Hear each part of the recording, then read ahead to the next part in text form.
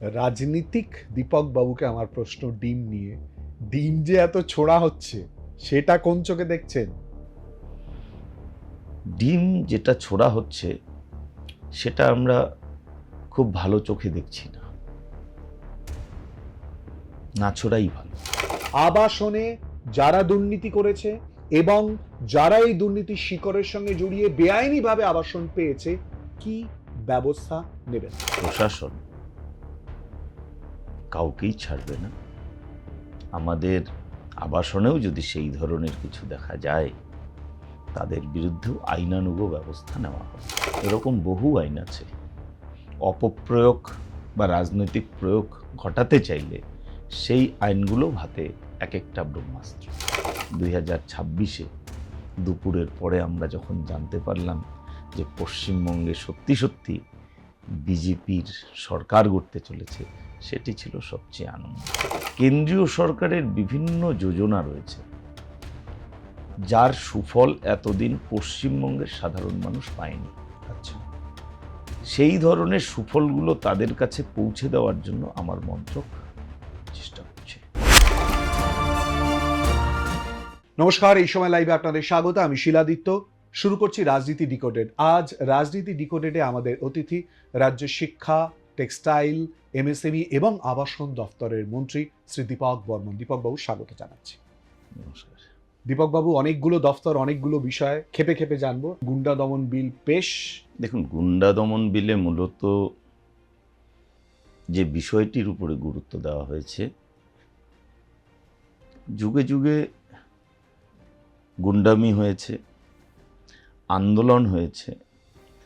আন্দোলনের পরিপ্রেক্ষিতে কখনো কখনো আন্দোলন ধ্বংসাত্মক হয়ে উঠেছে, কিন্তু সাম্প্রতিক অতীতে যে ধরনের ধ্বংসলীলা পশ্চিমবঙ্গ দেখেছে, সেটা আপনি সিএএ আইন নিয়ে বলুন, ওয়াকফ বিল নিয়ে বলুন, কিংবা কিছু কিছু ক্ষেত্রে সাম্প্রদায়িক উস্কানির জন্য যে ধরনের দাঙ্গা সংগঠিত হয়েছে, সেটি শুধু ধ্বংসাত্মক নয়, তার থেকে বেশি কিছু।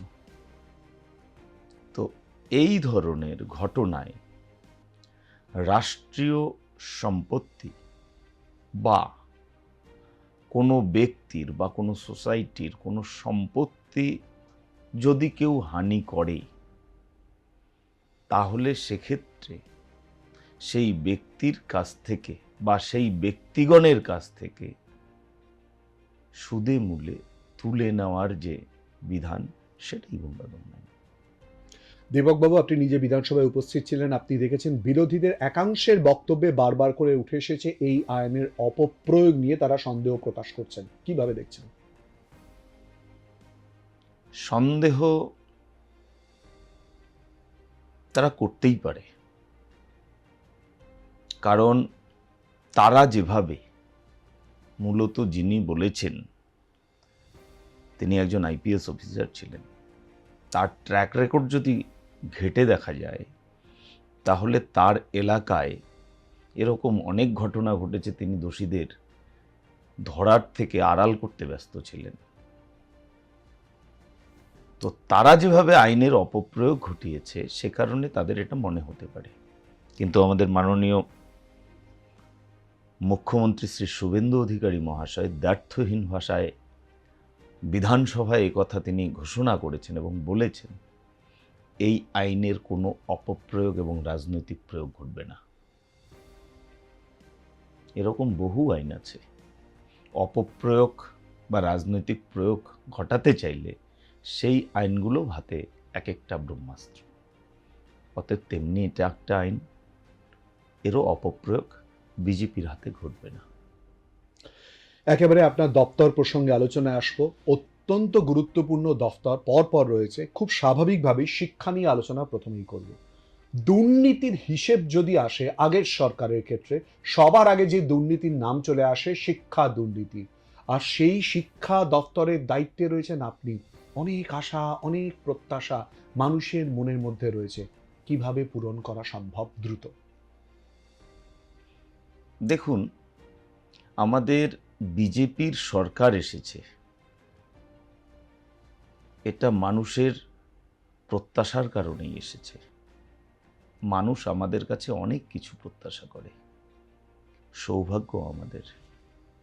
তাদের প্রত্যাশা আমাদের কাছে বোঝা নয়, তাদের প্রত্যাশা আমাদের কাছে চাপ নয়, তাদের প্রত্যাশা আমাদের কাছে এগিয়ে চলার পাথেয়। তাদের প্রত্যাশা আমরা পূরণ করব। শুধু অনুরোধ, আমাদের কিছুদিন সময় দিন, এই সরকারটাকে দাঁড়াতে সময় দিন। নিশ্চিতভাবে তাদের প্রত্যাশা পূরণ হবে। 26,000 চাকরিহারা যখন হয়ে যায় তখন আপনারা বিরোধী দলে, আজ আপনারা সরকার গঠন করেছেন, দায় দায়িত্ব আপনি নিজেই বললেন অনেক বেশি, একটু সময় অবশ্যই করে চাই। মুখ্যমন্ত্রী বারবার করে বলেছেন, একেবারে প্রথম থেকে প্রচারের সময় প্রধানমন্ত্রী সহ কেন্দ্রীয় স্বরাষ্ট্রমন্ত্রীও এসে বারবার করে দুর্নীতিহীন বাংলার কথা, সোনার বাংলার কথা বলেছেন। এক্ষেত্রে শিক্ষা দফতর কোথাও কি মনে হয় না যে দুর্নীতির মধ্যে আষ্টে পৃষ্ঠে জড়িয়েছিল, তাকে আলাদাভাবে বার করে নিয়ে আসা আপনার পক্ষে অনেক চ্যালেঞ্জিং? দেখুন, দুর্নীতি থেকে বের করা সেটা একটা চ্যালেঞ্জিং নিঃসন্দেহে, কিন্তু ইংরেজিতে একটা কথা আছে, no soldier is bad but general. তো জেনারেল যদি ঠিক হয়, সোলজাররা ঠিক হয়ে যায়। আমার দৃঢ় বিশ্বাস আছে এই দুর্নীতির পাক থেকে এই দপ্তরকে আমরা বের করে নিয়ে আসবো। আমি এমন একজন মানুষের সঙ্গে কথা বলছি যিনি পেশাগত দিক থেকে শিক্ষক। শিক্ষামন্ত্রী হিসেবে আপনার নিশ্চয়ই অনেক স্বপ্ন থাকবে, অনেক দায়িত্ব, অনেক কিছু সামলানো। প্রথম যদি 4টে স্টেপ সম্পর্কে কল্পনা করা হয় বাস্তবে রূপায়ণ করার ক্ষেত্রে, কি কি ভেবেছেন বা করছেন? আমি একটি স্টেপ ভেবেছি, ছাত্রদের এবং শিক্ষকদের একসঙ্গে বিদ্যালয় পরিসরে নিয়ে আসা। বাকিটা তারাই করবে, আমাদের কিছু করবার দরকার হবে না। আপনার উত্তরের মধ্যেই বোধহয় প্রশ্ন লুকিয়ে ছিল। আপনি জানেন যে বর্তমান প্রেক্ষাপটে ইংরেজি মাধ্যম স্কুলে যাওয়ার প্রবণতা এতটা বেড়ে গেছে যে বাংলা মাধ্যম স্কুল হয় বন্ধ, না হয় ধুঁকছে, এবং শিক্ষকের অভাব তো রয়েছেই। এই ইকুয়েশন সামলে পরিস্থিতি স্বাভাবিক করা সম্ভব দ্রুত? অতি দ্রুত হয়তো সম্ভব নয়, তবে নিশ্চয়ই সম্ভব। এখনো যদি আমরা পরিসংখ্যান দেখি তাহলে দেখব যে ইংরেজি মাধ্যম স্কুলে পড়া ছাত্রছাত্রীদের সংখ্যাটা আমাদের এখানে খুব বেশি বলবো না, 20%-এর আশেপাশে। আচ্ছা, তো সেক্ষেত্রে বাংলা মাধ্যমের গুরুত্ব নেই বা বাংলা মাধ্যম পড়াতে চাইছে না, এটা হয়তো ততটা সঠিক নয়। অনেকেই হয়তো চাইছে বাংলা মাধ্যমে পড়ুক, কিন্তু ভাষাটা আমার কাছে ততটা গুরুত্বপূর্ণ নয়। কোন ভাষায় পড়ছে আমার কাছে গুরুত্বপূর্ণ, তারা কি পড়ছে, কিভাবে পড়ছে, সেই বিষয়টার দিকে বেশি দৃষ্টি দেওয়া। শিক্ষক দীপক বর্মন যখন জানলেন তিনি শিক্ষামন্ত্রী হচ্ছেন, কতটা আনন্দ, কতটা অনুভূতি, কিরকম ভাবে এলো, নাকি চ্যালেঞ্জ অ্যাকসেপ্ট করার জায়গাটা আরো বেশি পরিমাণে এলো? দেখুন, মন্ত্রিত্বের বিষয়ে তো আমরা কখনো ভাবিনি, বা আমরা যখন দল শুরু করেছি, দলে কাজ করা, তখন আমরা এটাও ভাবিনি যে কোনোদিন আমরা এমএলএ হব, এমপি হব, সরকার গড়বে, এটাও আমরা ভাবিনি। আমরা প্রতি বছর ভোটে লড়তাম শুধু এটা দেখার জন্য যে গতবার যে ভোটটা পেয়েছি তার চেয়ে এবছর কটা ভোট বেশি পেয়েছি। এটা আমাদের কাছে খুব আকর্ষণীয় একটা ব্যাপার ছিল, যে বছর আমার বুথে পেয়েছি 160টা, তারপরের বছর পেয়েছি 180টা। তো আমরা খুব খুশি যে 20 জন অন্তত পক্ষে আমাদের মত ও পথকে সমর্থন করেছে। তো সেই জায়গা থেকে একেবারে সরকারে আসা 2021 থেকেই আমাদের পরিবর্তন এসছে, এবং আমরা তখন থেকেই আমরা স্বপ্ন দেখতে শুরু করেছি আমরা সরকারে আসব, এবং 2026-এ আমরা সরকারে এসেছি। সেটা অত্যন্ত আনন্দের, এবং আমাকে যখন মন্ত্রী করা হলো তখন অত্যন্ত আনন্দবোধ হয়েছে নিঃসন্দেহে। পরিবারের সঙ্গে সে বার্তা শেয়ার করলাম। তারপরেই চিন্তা এলো কি মন্ত্রক দেবে।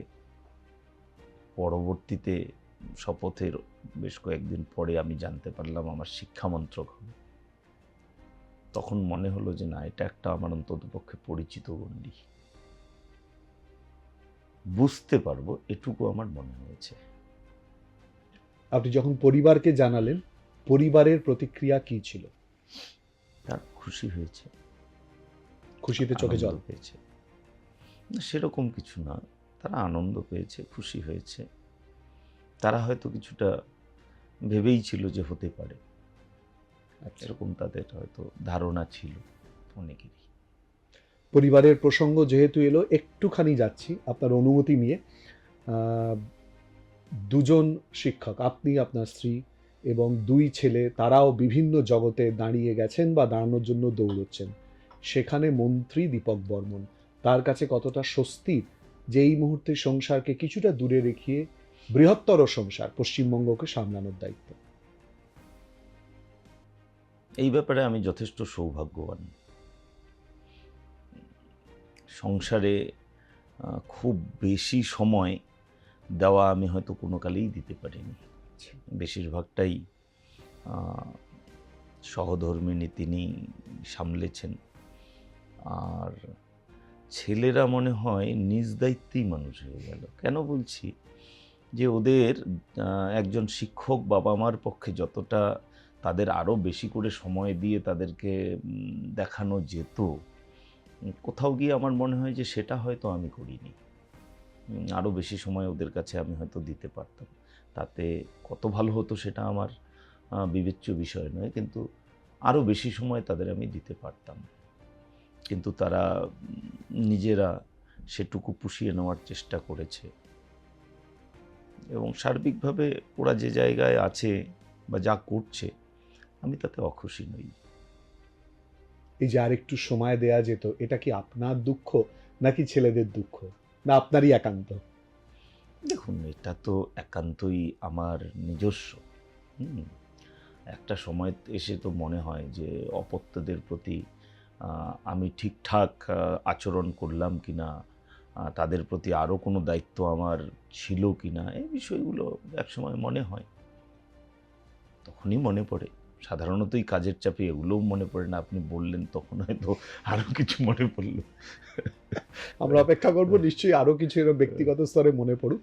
আপনি বললেন 2021 থেকে, আপনি বললেন একটা প্রত্যাশার জায়গা তৈরি হয়েছিল, খুব স্বাভাবিক। 2021 থেকে 26 বা যতগুলো পেছনে যাওয়া সম্ভব, 11 থেকেও পেছোতে পারেন, আরও আগে পেছোতে পারেন, বিজেপির এ রাজ্যে আসা থেকে যখন একজন এমএলএ ছিল সেখান থেকে আজকে সরকার গঠন করা, কতটা লড়াই, কতটা কঠিন বাস্তব, সব থেকে স্মৃতিতে জাগ্রত কোন জায়গাটা, কষ্টের, যন্ত্রণার বা আনন্দের? কষ্টের জায়গা যদি বলতে হয় তাহলে 2021 সালে আমার কেন্দ্র আমরা জিতেছি। আলিপুরদুয়ার জেলার 5টি আসন, 5টিতেই বিজেপি জয়লাভ করেছে। আমার এলাকার তার আগের যে এমপি নির্বাচন হয়েছে তাতে এমপি জিতেছি। সেই জায়গা থেকে আমরা যখন গণনা কেন্দ্র থেকে বাড়ি আসছি, সেটা 40 কিলোমিটার দূর। বাড়ির কাছাকাছি যখন এসেছি 4-5 কিলোমিটার দূরে আমাদের গাড়ির উপরে ঢিল পড়ল। সেখানে কিছুক্ষণ দাঁড়িয়ে একটা বচসার মতো চলে এলাম। হাসপাতালে নিয়ে রুগীদের নিয়ে, কয়েকজনকে নিয়ে, যারা আহত হয়েছিল নিয়ে গেল। হাসপাতালে ঢুকে মার, এবং ফোন তো ছিল না সঙ্গে। ফোনটা নিয়ে অন করার সঙ্গে সঙ্গে প্রথম যে খবরগুলো পাওয়া শুরু করলাম, অভিনন্দন নয়, আমার বাড়ি ভেঙে দিয়েছে, আমার বাড়িতে এসে বম ফুটিয়ে গেছে, আমার মাকে মেরেছে, আমার বাড়ি থেকে জিনিসপত্র সব লুট করে নিয়ে গেছে, এগুলো ফোন পেলাম। এটা সবচেয়ে দুঃখের ছিল। গণতন্ত্রে হার জিত হবেই, একজন জিতবে বাকিরা পরাজিত হবে, স্বাভাবিক ঘটনা। কিন্তু এই ভয়ানক পরিস্থিতি হবে সেটা আমরা ভাবিনি। প্রত্যাশা আমাদের ছিল যে খারাপ কিছু হবে, কিন্তু এতটা খারাপ হবে, এত ভয়ানক হবে সেটা আমরা ভাবিনি। এটা আমার খারাপ মুহূর্ত। আর সবচেয়ে আনন্দর মুহূর্ত যদি বলেন, 2026-এ দুপুরের পরে আমরা যখন জানতে পারলাম যে পশ্চিমবঙ্গে সত্যি সত্যি বিজেপির সরকার গড়তে চলেছে, সেটি ছিল সবচেয়ে আনন্দের মুহূর্ত। এর চেয়ে বড় মুহূর্ত কিছু আর হয় না।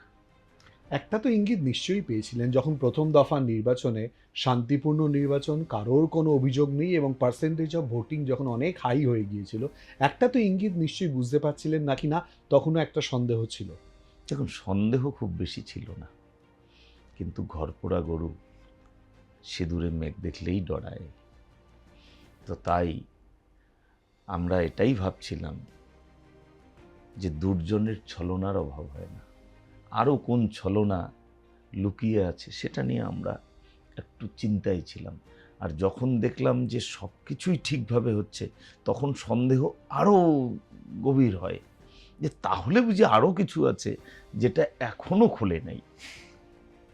এখন তো সবটাই খুলে গেছে এবং সরকার তো বটেই, সঙ্গে মন্ত্রিত্বের দায়িত্ব, একাধিক দপ্তরের মন্ত্রিত্বের দায়িত্ব।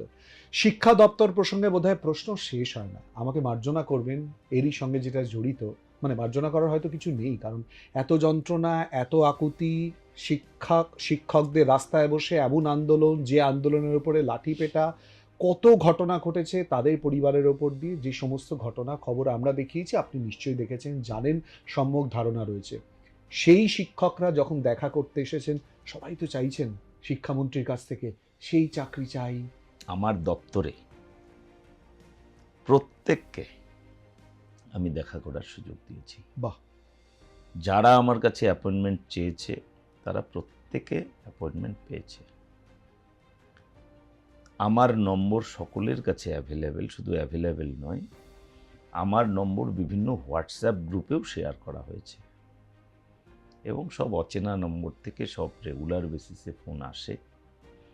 ইদানিং আর ফোন ধরি না, কারণ বেশ কিছু কয়েকদিন ফোন ধরার পরে আমি জানতে পারলাম যে এই নম্বরটা হোয়াটসঅ্যাপে শেয়ার করে সকলকে বলা হয়েছে যে ওনাকে ফোন করে জানান।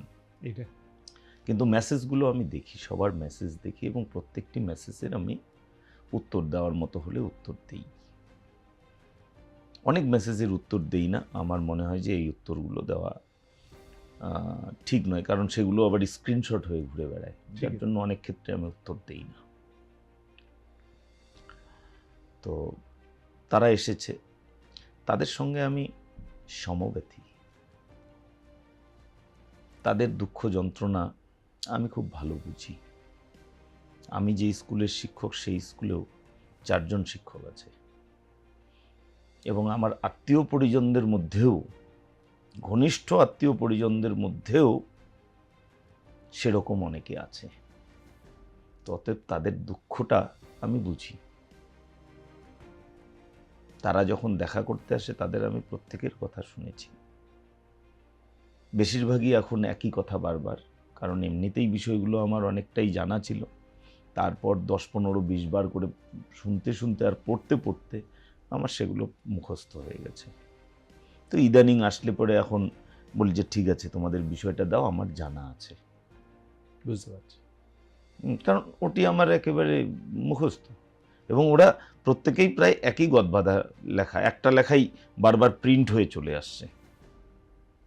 তো সেগুলো আমার জানা। তাদেরকে আমার পক্ষ থেকে যতটা আশ্বস্ত করবার করি যে আমরা যা করব, সুপ্রিম কোর্টের গাইডেন্স, তার জাজমেন্ট, এসএসসির রুলস এবং আমাদের সরকারের নীতি, তার সঙ্গে সঙ্গে মানবিক দৃষ্টিভঙ্গি, এগুলো সমস্ত কিছু নিয়ে আমরা যথার্থ সিদ্ধান্ত নেব।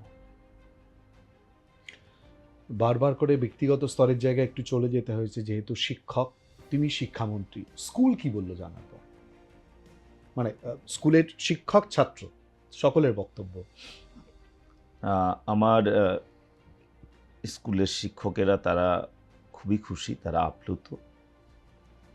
তাদের মধ্যে দুজন তারা গাড়ি চালিয়ে আমার শপথ গ্রহণ অনুষ্ঠানেও চলে এসেছিল। ওখান থেকে? হ্যাঁ, বাহ! প্রায় 750 কিলোমিটার। কারণ রাত্রিবেলা জানতে পেরেছি পরের দিন 11টা কি 10টায় শপথ গ্রহণ অনুষ্ঠান ছিল, ওরা সকালবেলায় চলে এসেছে। তাদের সঙ্গে আমার স্ত্রীও এসেছেন, তারা ছিল শপথ গ্রহণ অনুষ্ঠানে। তারপর প্রথম যখন মন্ত্রী হওয়ার পরেই গেলাম, তখন তারা আমাকে একটা সুন্দর সম্বর্ধনা। অভ্যর্থনা জানালো, ছাত্রছাত্রী এবং আমার কলিগরা, আমার সহকর্মীরা সকলে মিলে। পরবর্তীতে আর একবার দায়িত্ব নেওয়ার পরে যখন গেলাম শিক্ষামন্ত্রী হিসেবে, তখন আর একবার ছোট করে আর একটা তাদের নিজেদের মধ্যে থেকে জানালো। হ্যাঁ, তো সেটা একটা আবেগ ঘন মুহূর্ত এবং একটা আনন্দিত তো বটেই, স্মরণীয় বটে। শিক্ষামন্ত্রীকে আপাতত আমার শেষ প্রশ্ন, এরপর অন্যান্য মন্ত্রক বা অন্যান্য বিষয়ের মধ্যে ঢুকবো। ইতিমধ্যেই সরকারের তরফ থেকে আমরা জানি যে সিদ্ধান্তের কথা জানানো হয়েছে, মিড ডে মিল এবং ইসকন এই দায়িত্বে থাকবে আর কি। এটা কিভাবে দেখছেন? কারণ একটা ডিম খাওয়া বা ডিম দেওয়ার প্রসঙ্গ তো এর সঙ্গে জড়িয়ে ছিল। দেখুন, আমাদের ডিমটাই একমাত্র আহার নয়। ডিমে প্রোটিন পাওয়া যায়, সেই প্রোটিন আরও অনেক কিছুতেই পাওয়া যায়, বিশেষত ডাল, বিভিন্ন ধরনের যে ডালগুলো আছে সেগুলো প্রোটিন সমৃদ্ধ। আমার ইউরিক অ্যাসিড আছে, ডাক্তার তো আমাকে প্রথমে বলেছে ডাল খাবেন না। তো ডালে যথেষ্টই প্রোটিন পাওয়া যায়। তো সেক্ষেত্রে আমার মনে হয় এটা কোনো সমস্যা হবে না। দ্বিতীয় যে গুরুত্বপূর্ণ বিষয়, আমরা কোথাও গিয়ে যেন ভুলে যাচ্ছি যে বাচ্চারা এখানে কিন্তু একবেলা খায়, বাকি দুবেলা 3 বেলা, মানে বাচ্চারা সাধারণতই, আমি 3 বেলা এই কারণে বললাম, বাচ্চারা 4-5 বেলা খায়। আমরা তো অন্তত পক্ষে খেতাম, এবং তার জন্য মায়ের মারও খেয়েছি কখনো কখনো। হ্যাঁ, আবার এই না খেয়ে গেলি, আবার এলি, এই ধরনের ব্যাপার আর কি। তো বাচ্চারা অনেকবার খায়, তো তার মধ্যে একবার ডিম খেয়েই বা ডিম না খেয়েই তার একটা অভ্যাস তৈরি হয়ে যাবে, এটা আমার মনে হয় একটু বেশি। আর এছাড়াও এই সংস্থা বিভিন্ন জায়গায় তারা এই কাজগুলো করছে। তাদের যে কমিউনিটি কিচেন এবং তার সিস্টেম, সেটা যথেষ্টই হাইজেনিক। তো সেক্ষেত্রে আমার মনে হয় না কোনো অসুবিধা হবে। বিতর্ক চলতে থাকবে, বিতর্ক কিছু প্রয়োজনে করা যায়, বিতর্ক চাইলেই করা যায়। রাজনীতিক দীপক বাবুকে আমার প্রশ্ন ডিম নিয়ে। ডিম যে এত ছোড়া হচ্ছে, সেটা কোন চোখে দেখছেন? ডিম যেটা ছোড়া হচ্ছে সেটা আমরা খুব ভালো চোখে দেখছি না, না ছোড়াই ভালো। তবে মন্দের ভালো। কেন? মানুষের ভিতরে যে ক্ষোভ আছে, সেই ক্ষোভটা কোনো না কোনোভাবে বেরোতই। সেটা ডিম ছুঁড়ে বেরোলে অন্তত পক্ষে প্রাণহানির কোনো সম্ভাবনা নেই। সেটা যদি পাথর ছুঁড়ে হতো কিংবা লাঠি নিয়ে হতো, তাহলে আরো অনেক ভয়ানক কিছু হতে পারত। সব থেকে বড় হেডলাইনটা বোধহয় আমাদেরকে দীপকবাবু দিয়েই দিলেন, যে প্রাণহানির অন্ততপক্ষে সম্ভাবনা নেই, তবে মানুষের মধ্যে রাগ এবং ক্ষোভের বহিঃপ্রকাশ, তাই হয়তো এই কাজ। সব থেকে বড় হেডলাইনটা ডিম ছোঁড়া প্রসঙ্গে ইতিমধ্যেই দীপকবাবু আমাদেরকে দিয়ে দিলেন, রাজ্যের শিক্ষামন্ত্রী অবশ্যই করে। দীপকবাবু, আরও একটি গুরুত্বপূর্ণ মন্ত্রকে আপনি রয়েছেন, আবাসন। দুর্নীতির যদি মায়াজাল দেখি, কোনো অংশে কম যায় না আবাসনে। আবাসনে বোধহয় কোন কোন ক্ষেত্রের কোন কোন সেক্টরের লোক ঢুকে নেই, তার হিসেব বার করতে গেলে আপনার বোধহয় কয়েক রাতের ঘুম উড়ে যাবে। এখনই তো মনে হচ্ছে ক্লান্ত। কিভাবে সামলাবেন? আছে বেশ কিছু আবাসনে আছে আমাদের প্রায় 1/3 1/3 আমাদের ফ্ল্যাট বা যাই বলুন সেগুলো বেআইনিভাবে দখল হয়ে আছে। সে জায়গাগুলো খালি করাও মুশকিল। আগের সরকার অন্তত পক্ষে করেনি, এবং আগের সরকার যেভাবে ফ্ল্যাট বিতরণ করেছে সেটা অত্যন্ত একটা অস্বচ্ছ প্রক্রিয়ার মধ্য দিয়ে। এগুলোও দেখতে হবে। স্বচ্ছ সমাজ চাইলে আবাসনও স্বচ্ছ করতে হবে।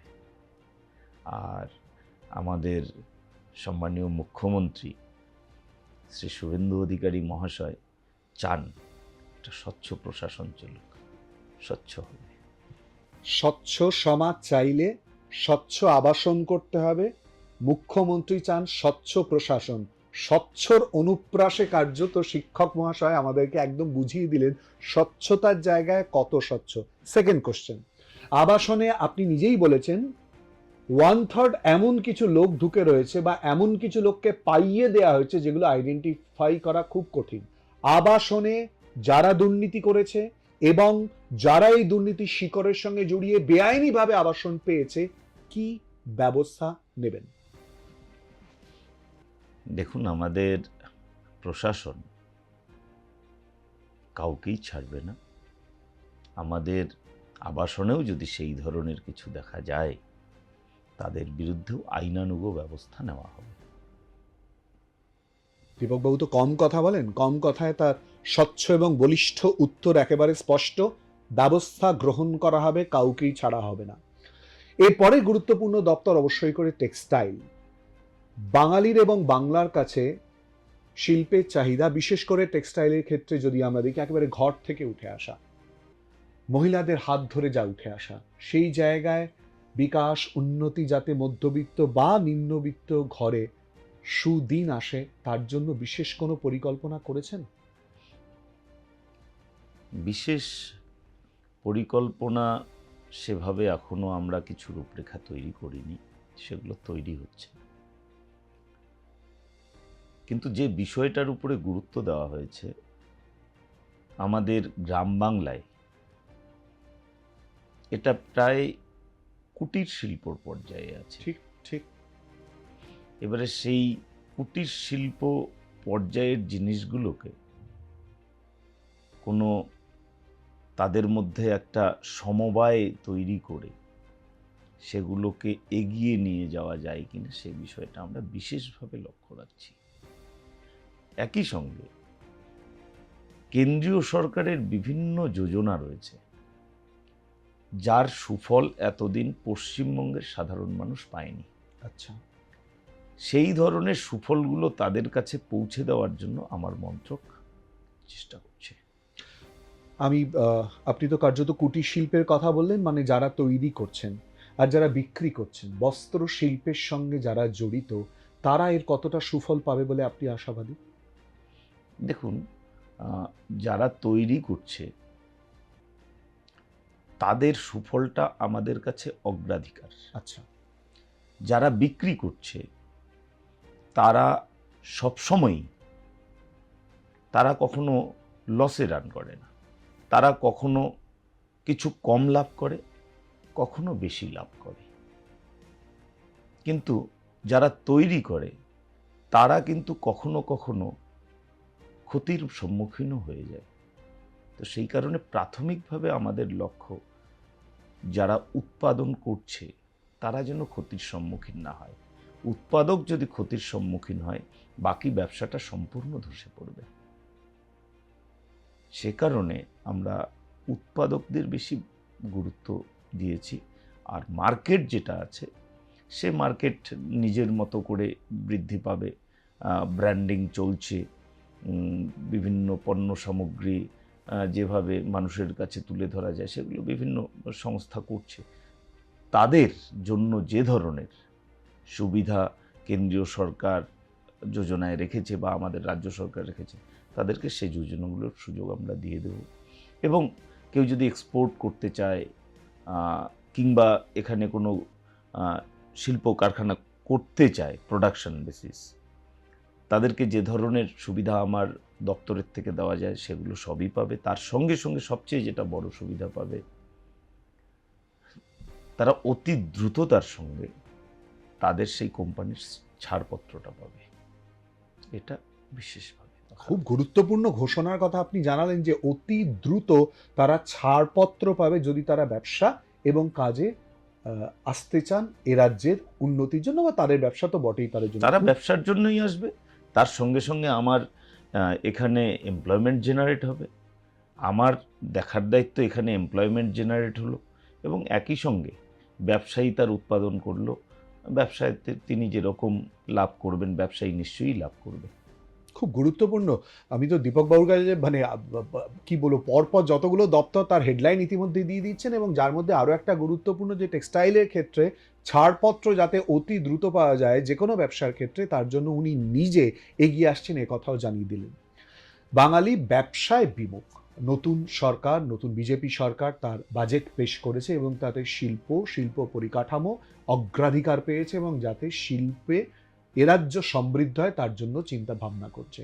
এমএসএমই কতটা চ্যালেঞ্জিং? বাঙালি ব্যবসা বিমুখ নয়। চাঁদ সদাগরের নাম আমরা জানি। একদম। তিনি তার সপ্তডিঙা নিয়ে ঘুরতে বেড়াতেন না, মানে তিনি ভ্রমণে বেরিয়েছেন এরকম নয়। সপ্তডিঙা নিয়ে তিনি বাণিজ্যেই বেরোতেন।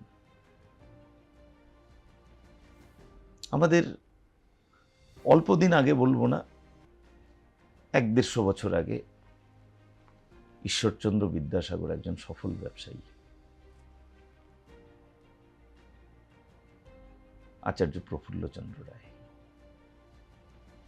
ব্যবসায়ী, উপেন্দ্রনাথ ব্রহ্মচারী ব্যবসায়ী, আমাদের ভগবান চন্দ্র রায়, জগদীশ চন্দ্র রায়ের পিতা, তিনিও ব্যবসায়ী ছিলেন।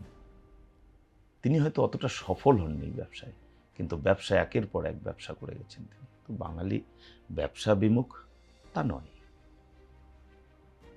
তো বাঙালিও ব্যবসা করতে পারে।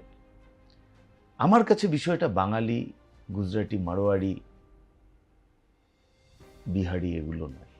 আমার কাছে হলো আজকের এই গ্লোবালাইজেশনের যুগে যারা এখানে ইনভেস্ট করতে চাইবে তাদের ইনভেস্টমেন্ট ফ্রেন্ডলি অ্যাটমসফিয়ার দেওয়ার দায়িত্ব আমাদের, এবং আমাদের সরকার সেটা সম্পূর্ণরূপে করবে।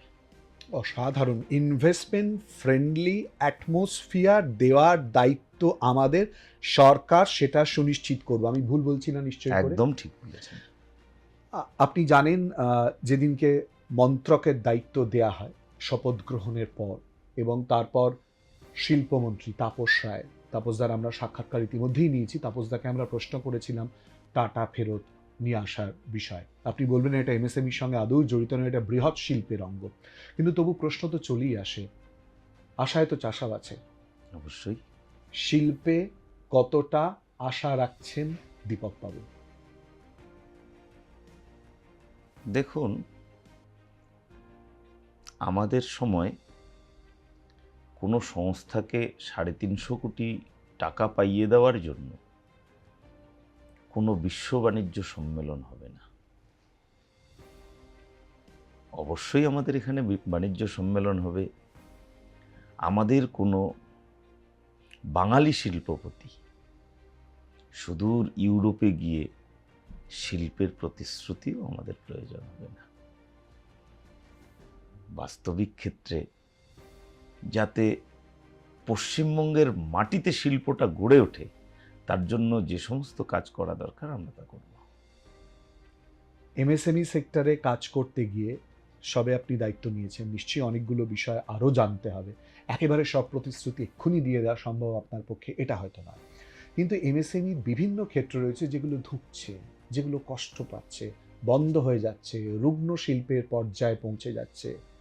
আপনি জানেন যে আসানসোল বলুন, রানীগঞ্জ বলুন, হাওড়া বলুন, যেখানে শিল্পে একটা সময় কী হারে অগ্রগতি দেখেছিলাম, তারপর এই মুহূর্তে কার্যত সব বন্ধ। চটকলগুলোর কি অবস্থা আপনারই সহকর্মী বিধানসভায় এবং মন্ত্রিসভায় অর্জুন সিংয়ের এলাকা, সেখানে ব্যারাকপুরে পরপর শিল্পাঞ্চল এবং চটকল বন্ধ হয়ে যাওয়া জায়গা, সেখানে এমএসএমইতে এই সরকারের আমলে উন্নতির জন্য কোনো রূপরেখা কি ভাবা সম্ভবপর হয়েছে? এখনো আমরা ভাবিনি, সেটা তৈরি করিনি, কিন্তু আমার ভাবনার থেকে যদি আমি বলতে চাই, শুধু আপনাকে একটা রাস্তা বা ওয়ে বলে দিচ্ছি যে একটা শিল্প রুগ্ন হয় কখন। একটা শিল্প রুগ্ন হতে পারে আপনার সেই শিল্প উৎপাদনের বাজার যদি কোনো কারণে পড়ে যায়।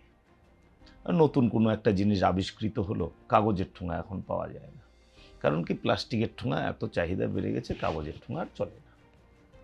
এই যে একটা কারণ। আর একটা কারণ শ্রমিক অসন্তোষ। আমরা 34 বছর ধরে দেখেছি, মানে আমার জন্মের পর থেকেই আমি দেখে এসেছি, বোধ হওয়ার পর থেকে, ভেঙে দাও গুড়িয়ে দাও।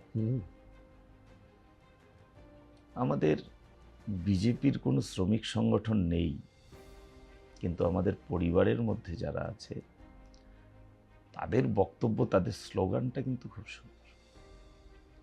দেশকে হিত মে করেঙ্গে কাম, কাম কে লিয়ে লেঙ্গে পুরা দাম। আমি দেশের হিতে কাজ করব এবং কাজের জন্য আমি পুরো দাম নেব। এবং আমরা বিশ্বাস রাখি, কোনো শিল্পপতি যদি 101 টাকা রোজগার করে তবেই সে শ্রমিককে 100 টাকা দিতে সক্ষম হবে। সে যদি 99 টাকা রোজগার করে আর সে যদি শ্রমিককে তার 100 টাকা দিতে হয়, সে শিল্প কখনো বাঁচবে না। তো সেই পরিবেশটা রচনা করাই আসল ব্যাপার। ব্যবসায়ীরা নিজের মতো ব্যবসা করবে এবং তারা ঠিক ব্যবসা করবে। আপনি কার্যত সব দপ্তর নিয়েই বলেছেন, একটু রাজনৈতিক প্রশ্ন না করলেই নয়। তৎকাল বিজেপি, তাদের নিয়ে কি চিন্তা ভাবনা? এটা স্বাভাবিক ঘটনা, আসবেই। আজকে সাধারণ মানুষ যারা আসছে তাদেরকে আমরা ফেরত পাঠাতে পারি না। যারা ভোটার আসছে, আমার এলাকায় আমি 46,000 ভোটে বিজয়ী হয়েছি। আমার সাধ্য নেই কে ভোট দিয়েছে আর কে ভোট দেয়নি সেটা বলবার। আমি তাই সবাইকে পরিষেবা দিই। হ্যাঁ, যারা তৃণমূলটা করেছে তাদের আখের গোছানোর জন্য, তাদের জায়গা আমাদের বিজেপিতে নেই। আমরা তাদের জন্য দরজা খুলছি না। আমাদের রাজ্য সভাপতি বহুবার বলেছেন। আমার শেষ প্রশ্ন থাকবে দীপক বাবু, রাজনীতি, বিধায়ক থেকে রাজ্যের মন্ত্রী, কলকাতা, ফালাকাটা, রোজ দৌড়ঝাঁপ, ফালাকাটাকে কতটা মিস করছেন, নাকি রোজ ফেরত তো যাচ্ছেন? চিন্তার কি কারণ রয়েছে? ফালাকাটা কি বলছে? না না, রোজ যেতে পারছি কোথায়? সপ্তাহান্তে যাওয়া এখনো তো শুরুই হয়নি তেমনভাবে। এই তো শনিবার পৌঁছলাম, আবার রবিবার উঠে চলে এলাম, না শুক্রবার পৌঁছেছি এবার। তো এটা ফালাকাটাকে তো অবশ্যই মিস করি। আর ব্যক্তিগতভাবে আমি একটু আড্ডাবাজ ছিলাম। সেই আমার সবচেয়ে মানে কি বলবো, এই ক্ষেত্রে আনন্দের সঙ্গে যেটা একটা দুঃখের ব্যাপার, সেটা হলো আমার ব্যক্তিগত জীবনটা অনেক সংকুচিত হয়ে গেছে। এটা একটু অন্যরকম লাগে। হয়তো সময়ের সঙ্গে ঠিক হবে, কিন্তু আজও আমি আমার ব্যক্তিগত জীবনটাকে একটু মিস করি। সিকিউরিটি নিয়ে কি আড্ডা মারতে যাচ্ছেন? সিকিউরিটি ওই দুজন ছিল, এখনও যেমন একজনই আছে। এছাড়া আমি পাইলট টাইলট সাধারণত নেই না। খুব তাড়াহুড়ো থাকলে তখনই কোথাও বিশেষ জায়গায় গেলে, তাছাড়া আমি পাইলট নেই না। আমার গাড়িতে লালবাতিও নেই। হ্যাঁ, একটা গাড়ি নিয়েই আমি চলি। আমার সঙ্গে ওই সব মিলে 3-4 জন লোক আমরা যাই। সেটা নিয়ে খুব একটা অসুবিধা হয় না, কিন্তু আড্ডা মারার সময়টা ঠিক হচ্ছে না, আর পারছিও না। এটাই। কথা বললাম রাজ্যের শিক্ষামন্ত্রী দীপক বর্মনের সঙ্গে আরও অনেকগুলি দপ্তরের দায়িত্বে এবং বিভিন্ন দপ্তর সম্পর্কে শুধুমাত্র আলোকপাত করা বা বলা নয়, তারই সঙ্গে পরপর অনেকগুলি বিষয়ে কাজ করার রুট বা রোড ম্যাপের কথাও তিনি জানিয়ে দিয়েছেন। কিন্তু এরপর কি হয়, কাজ কোন পথে এগোয়? এবং শিক্ষা দপ্তর, যে দপ্তর নিয়ে বারবার অভিযোগ উঠেছে, একেবারে সরাসরি বলছি দুর্নীতির অভিযোগ, তার নিরিখেই বা কী রকমভাবে এগোনো সম্ভবপর হয় মন্ত্রীমশাইয়ের পক্ষে, সেদিকে আমাদের নজর থাকবে। আর আপনাদের চোখ থাকুক এই সময় লাইভ।